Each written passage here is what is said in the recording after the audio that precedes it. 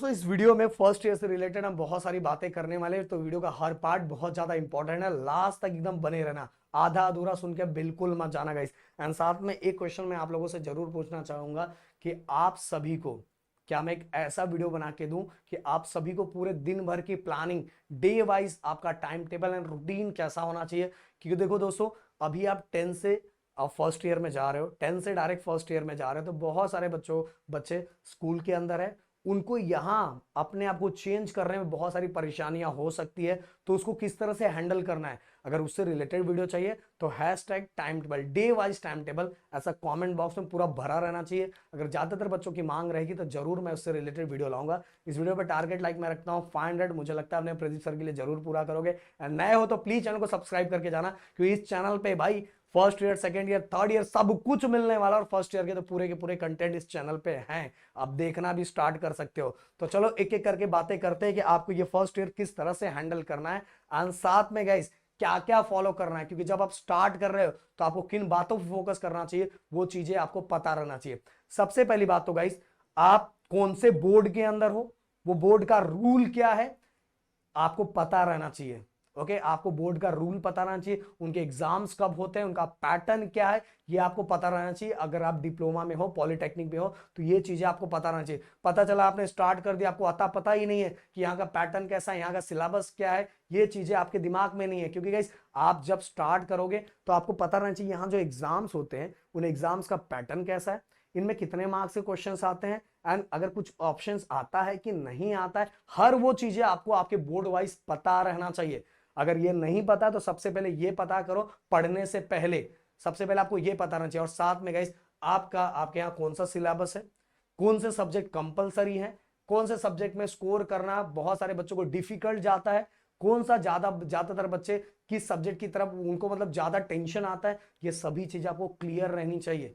Syllabus के बारे में पूरा पूरा पता रहना चाहिए। और ये सब काम सबसे पहले करने का, पढ़ना बाद में स्टार्ट करने का, सबसे पहले पैटर्न, सिलेबस, बोर्ड, इन सभी को एनालाइज करोगे तो आपके लिए आगे बढ़ना बहुत ज्यादा आसान हो जाएगा। इस इवन बहुत सारे बच्चे ऐसे होते हैं जो 10th स्टैंडर्ड के अंदर, कोई मराठी मीडियम का बच्चा रहता है, कोई हिंदी मीडियम का बच्चा रहता है, कोई इंग्लिश मीडियम का बच्चा रहता है। तो इंग्लिश मीडियम वाले बच्चों के लिए चलो चीजें बहुत आसान हो जाती है, पर बाकी मीडियम के बच्चों के लिए थोड़ी डिफिकल्टी आती है, क्योंकि डायरेक्ट आके वो इंग्लिश के अंदर आते हैं, उनको पूरा डिप्लोमा के अंदर ज्यादातर बच्चों का पूरा इंग्लिश उनको दिखाई देता है। तो बहुत सारे बच्चे उस चीजों को हैंडल नहीं कर पाते।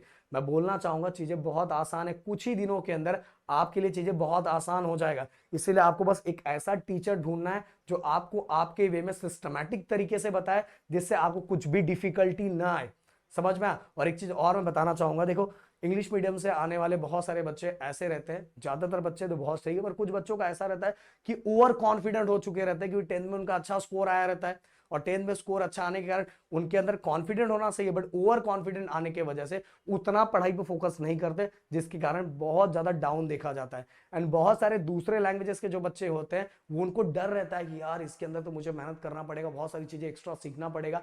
एंड बहुत बार ये देखा जाता है कि दूसरे लैंग्वेजेस के बच्चे सबसे टॉप पे चले जाते हैं। इसीलिए बताना चाहूंगा गाइस मैं आप सभी को कि आपके अंदर कॉन्फिडेंट होना सही है, पर ओवर कॉन्फिडेंट बिल्कुल भी नहीं होना है।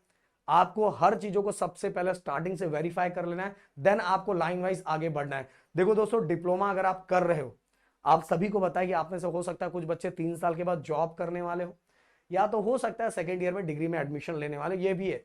बट गाइस 3 साल के अंदर अब ये नहीं कि 11th आप पढ़ रहे हो, 12th पढ़ रहे हो, फिर इसके बाद आगे आप देखोगे आगे आपको डिग्री करना है, ऐसा नहीं। आप ऐसा समझ के चलो, डिप्लोमा के अंदर आपका स्किल्स भी डेवलप होना चाहिए। तो आप जो भी पढ़ाई कर रहे हो उसके अलावा 2 से 2.5 अपने स्किल्स पे भी काम करो, अपनी पर्सनालिटी को डेवलप करो। अपनी पर्सनालिटी को डेवलप करने के साथ ही बहुत सारे प्रोग्रामिंग लैंग्वेजेस है जो ऑनलाइन सिखाए जाते हैं, प्लीज उन चीजों को सीखो। इवन गाइस बहुत सारे इंटर्नशिप पे भी आप फोकस कर सकते हो, जिससे आपने अपने अंदर के टैलेंट को अभी से आप जगा सकते हो।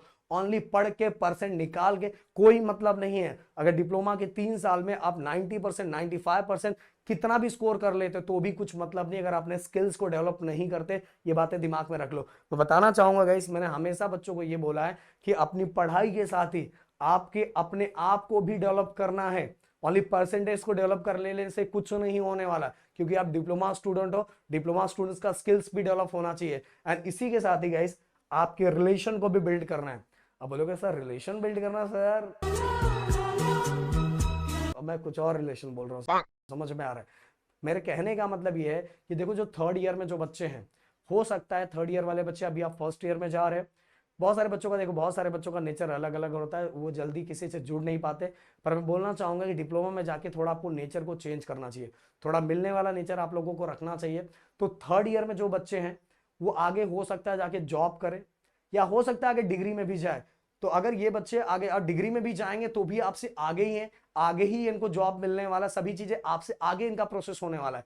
तो अगर आप इनसे रिलेशन बना के रखते हो तो एक चीज का फायदा बहुत होगा कि अगर उनका कहीं प्लेसमेंट होता है तो बहुत बार मतलब उस जगह पे, उस कंपनी के अंदर जो रेफरेंस के बेसिस पे बहुत बार जॉब मिलता है। तो अगर आप सीनियर से रिलेशन बना के रखते हो तो वहां जॉब मिलना या तो बहुत सारी इंफॉर्मेशन आपको आसानी से मिलना बहुत आसान हो जाता है। इसीलिए गाइस डिप्लोमा हो या डिग्री, मैंने हमेशा बच्चों को बोला है कि रिलेशन बिल्ड करके रखना बहुत जरूरी है।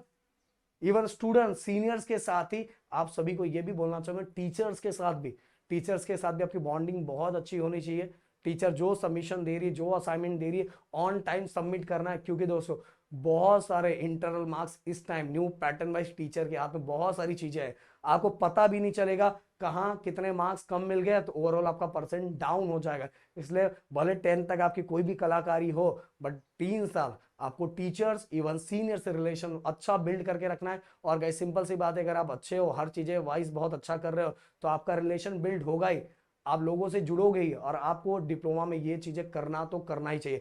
एक चीज और गाइस मैं बताना चाहूंगा कि पढ़ाई का तो बिल्कुल टेंशन नहीं है, अपना ये चैनल है, आपके पास दो दो ऑप्शन है। आपने इसी चैनल से पढ़ पढ़ पढ़ के बच्चों ने अप्लाइड मैथमेटिक्स में 100 आउट ऑफ 100, इस बार तो हमारे पास 5 से 6 बच्चे ऐसे थे जिन्होंने 100 आउट ऑफ 100 स्कोर किया था। नीचे ही वीडियो पड़ा होगा, या तो आप पोस्ट में जाके देखोगे तो होगा, या तो नीचे नीचे बढ़ोगे तो हमने ऑलरेडी इससे रिलेटेड वीडियो बनाया है।